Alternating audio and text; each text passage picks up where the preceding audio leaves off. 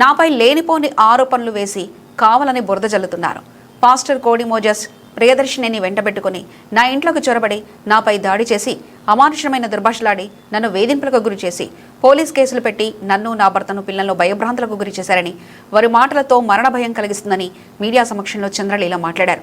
ఇదంతా తూర్పుగోదావరి జిల్లాలోని రాజనగర నియోజకవర్గం సీతానగరం మండలంలోని రఘుదేవపురం గ్రామంలో ఓ కుటుంబంలోని ఆడపడుచు వదిన మధ్య జరుగుతున్న ఆస్తి వివాదంపై రఘుదేవపురం మాజీ సర్పంచ్ చంద్రలీలపై కోడి మోజేష్ తన అన్న భార్య అయిన ప్రియదర్శిని మరికొంతమంది దుండగులు అమానుషంగా దాడి చేసి ఇంట్లో ప్రవేశించాలని చూస్తున్నారని తెలిపారు. తన తండ్రి అత్యంత అనారోగ్యంతో బాధపడుతూ వైద్య ఖర్చుల నిమిత్తం ఆయన ఉంటున్న ఇంటిని ఎవరికో అమ్ముకునే పరిస్థితిలో తాను తన భర్త ఆ ఇంటిని కొనుక్కున్నామని, దానికి సంబంధించిన రిజిస్ట్రేషన్ పత్రాలన్నీ తన దగ్గర భద్రంగా ఉన్నాయని ఆమె అన్నారు. ఈ ఇంటిపై ప్రియదర్శిని గతంలో కోర్టులో కేసు వేశారని, తన దగ్గర ఉన్న ఇంటి తాలూకు ఆస్తుపత్రాలు కోర్టుకు సమర్పించారని, కోర్టు తీర్పు కోసం తాను ఎదురు చూస్తున్నారని, ఈలోగా పాస్టర్ కోడి మోజస్ ప్రియదర్శిని నానా రాదంతం చేస్తున్నారని, ఈ విషయంపై తనకు పెద్దలు అధికారులు న్యాయం చేయాలని ఆమె కోరారు. మీడియా మిత్రులందరికీ నమస్కారం అండి. నా మీద వస్తున్న ఆరోపణలు, నా పేరు ఇండిగిమిల్లి చంద్రలీల, మాజీ సర్పంచ్ అండి. నా మీద వస్తున్న ఆరోపణలన్నీ అవాస్తవం అండి.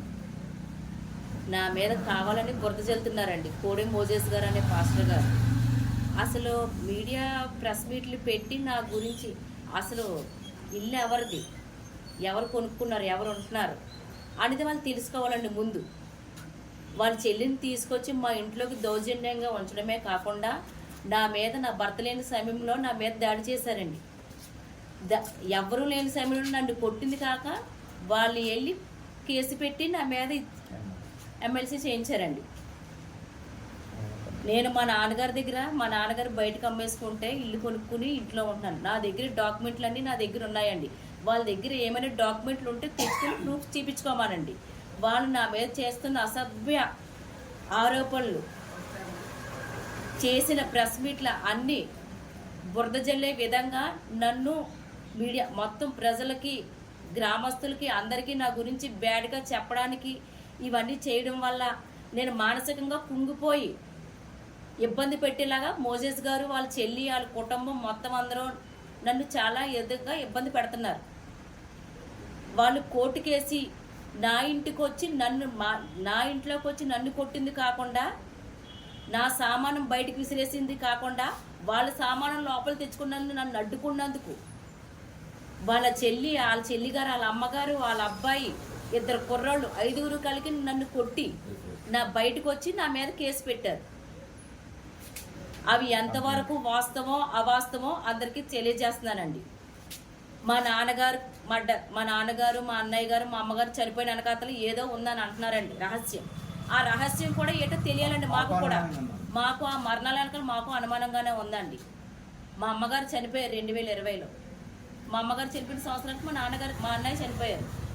మా అమ్మగారు చనిపోయినప్పుడే మా నాన్నగారే వేయాలి కదండి. ఏమైనా ఉంటే మా అన్నయ్య ఉన్నారు అప్పుడు. మా నాన్నగారు 3 సంవత్సరాలు బతుకున్నారు. మా నాన్నగారు 3 సంవత్సరాలు బతుకున్నప్పుడు ఎవరూ రాలేదు. మా నాన్నగారు మాకు అమ్మేశారు. మా చెల్లి నేను కొనుక్కున్నాం.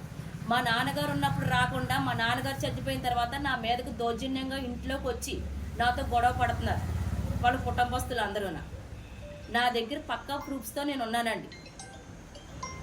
నాకైతే న్యాయం జరుగుతుందండి అని అనుకుంటున్నాను. నేను మా నాన్నగారి దగ్గర నేను కొనుక్కున్నాను కాబట్టి వాళ్ళ దగ్గర ఏమైనా ఉంటే ఆధారాలు తెచ్చుకుని నేను కోర్టులో జరుగుతుందండి.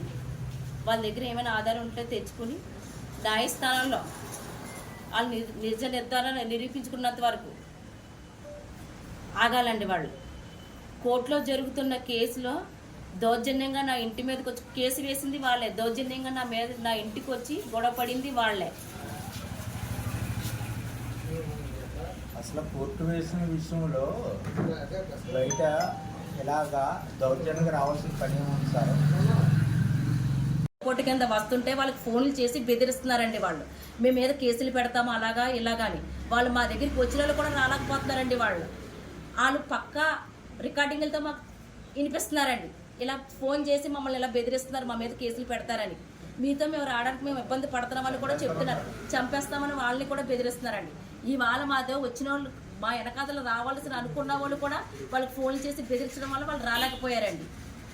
అంటే వాళ్ళు ఎంత ఇదిగా దౌర్జన్యం చేసి మా మా మా వెనకాతలు ఉన్న వాళ్ళని ఎలా బెదిరిస్తున్నారో ఒక్కసారి ఆలోచించండి. ఆయన పాస్టర్ గారు అన్న ఆయన మోజేస్ గారు బోధించే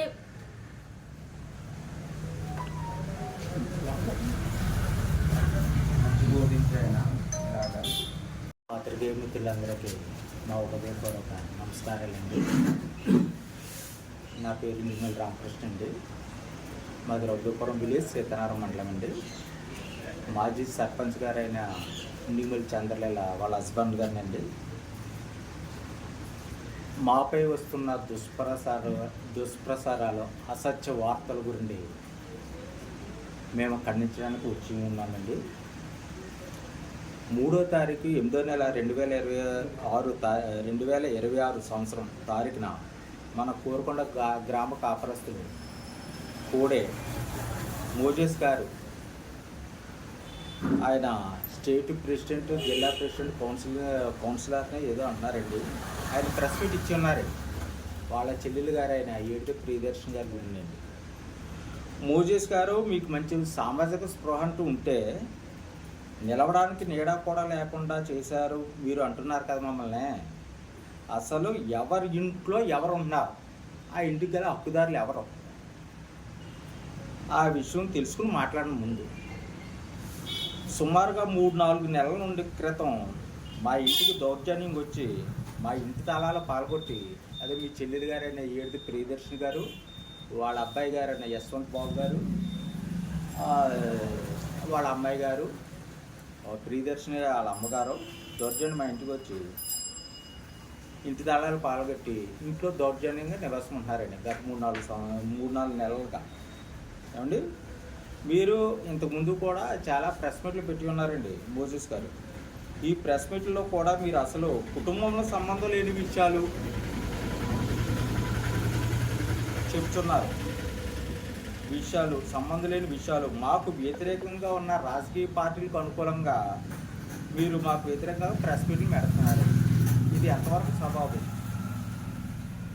పంచాయతీ సర్పంచ్నైన నా భార్యను కించపరుస్తూ, క్యారెక్టర్ హెరాస్మెంట్ చేస్తూ ప్రింట్ అండ్ ఎలక్ట్రిక్ మీడియాలో తప్పుడు ప్రసారాలు, అసత్య ప్రసారాలు చేస్తున్నారు. ఈ విషయంలో నాకు సంబంధం లేకుండా నా పేరును ఉపయోగించుకుని నా భార్య పేరును, మా మరదల పేరును తప్పుగా ప్రచారం చేస్తున్నారు. అలాగే మీ చెల్లెలైన ఏడితే ప్రియదర్శన్కి మా ఆస్తులలో వాటా రావాల్సిందని జూనియర్ సివిల్ జడ్జి కోర్టులో మా భార్యపై, మా మరదలపై కేసులు వేశారు మీరే. ఏమండి, దావా నెంబరు OS 114/2024 వేశారు.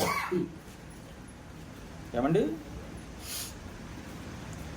ఇది కాక ఇంకా మమ్మల్ని ఇబ్బంది పెట్టాలనే ఉద్దేశంతో గత ఏప్రిల్ నెల నుండి మా ఇంట్లో ఉంటున్నారు. మీ చెల్లెల్ని దౌర్జన్యం పంపించి మా ఇంట్లో దౌర్జన్యంగా ఉండేటట్టు చేస్తున్నారు. మేము కోర్టులో ఉంది కదా అని మేము చాలా ఓపికతో, సహనంతో, సరే కోర్టు ఆర్డర్స్ వస్తుంది, కోర్టులో మాకు చట్టాల పట్ల మాకు నమ్మకాలు ఉన్నాయండి. కోర్టుల పట్ల మేము వాటిని గౌరవిస్తాం. 30వ తారీఖు 7వ నెల 2026 రోజున వాళ్ళు ఉద్దేశపూర్వకంగా మా ఇంటిలోకి దౌర్జన్యంగా ఆక్రమించాలని మా ఇంట్లోని సామగ్రిని బయటకు పడవేసి, మీరు ఈ ఇంట్లో ఉంటే మిమ్మల్ని, మీ పిల్లలను చంపేస్తానని మళ్ళీని ఏడిది ప్రియదర్శన్ గారు, వాళ్ళ అబ్బాయి, వాళ్ళ అమ్మాయి, వాళ్ళ అమ్మ చంపేస్తానని నా వెనక నా అన్నదమ్ములు, పాస్టర్స్, బంధువులు, పెద్ద రాజకీయ ప్రముఖులు ఉన్నారని బెదిరించడమే కాకుండా మీ కుటుంబం, మీ చెల్లిని కుటుంబం చంపేస్తానని బెదిరించేస్తున్నారండి. ఈ 3-4 నెలలు బట్టి ఇదే హెరాస్మెంట్ అండి. భయభ్రాంతులతో భయపడిపోతున్నామండి మేము. ఇదే కాకుండా తిరిగి మరలా పాస్టర్ ఫెలోషిప్లో ప్రెసిడెంట్ గారైన మోజేస్ గారి అండదండాలతో మాపై తప్పుడు కేసులు పెట్టి ప్రింట్ అండ్ ఎలక్ట్రికల్ మీడియాలో తప్పుడు ప్రచారం చేస్తున్నారు. అయ్యా మోజేస్ గారు, తప్పుడు కేసులు పెట్టి ఎంతమంది సొంత ఇళ్లను వేరే వారికి అప్పగిస్తారు మీరు? మీరు కోర్టులో మాపై కేసులు వేసినారు కదా, దానికి మేము మా లాయర్ గారి చేత మా దగ్గర ఉన్న ఆధారాలతో మేము కోర్టు వారికి రిప్లై ఇచ్చి ఉన్నాము. మేము కూడా లాయర్ గారిని పెట్టుకున్నాము. మీరే కదా ముందు వేసి ఉన్నారు కేసు, దానికి మేము మా లాయర్ గారిని పెట్టుకుని మేము రిప్లై వేసి ఉన్నామండి. ఏమండి, మీకు కోర్టులు అంటే అసలు మీకు గౌరవం లేదనుకుంటండి బాబు.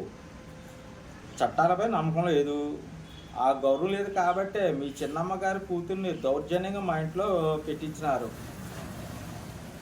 అసలు మీ ఉద్దేశంలో ఆమెకు మా దగ్గర హక్కు ఉందని కానీ, మాకు వ్యతిరేకంగా పనిచేసే రాజకీయ నాయకులకు, గ్రామ నాయకులకు అనుకూలంగా మా మీద బురద చల్లడానికి ప్రయత్నం చేస్తున్నారు. హక్కు ఉందని కాదండి, అసలు ఉద్దేశం వేరండి. మా మీద తప్పుడు ప్రచారం చేస్తాకే,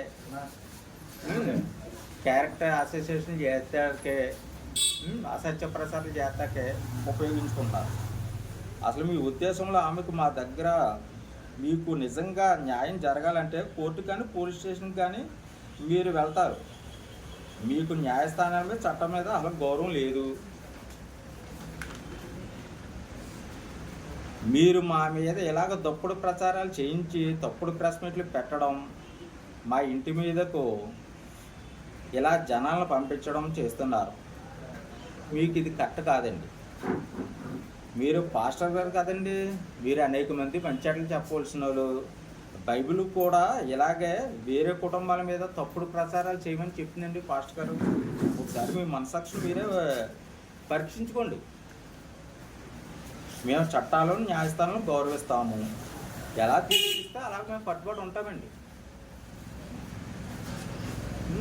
ఇలాగ మమ్మల్ని బెదిరించడము, ఇలా భయప్రాంతులు గుర్తు చేయడము, ఈ వేళ వల్ల మా కుటుంబానికి, మా మద్దల కుటుంబానికి ప్రాణహాని ఉందని పత్రికా ముఖంగా, విలేకరుల ముఖంగా, ప్రింట్ అండ్ ఎలక్ట్రానిక్ ముఖంగా ప్రజలందరికీ విన్నపించుకుంటున్నానండి.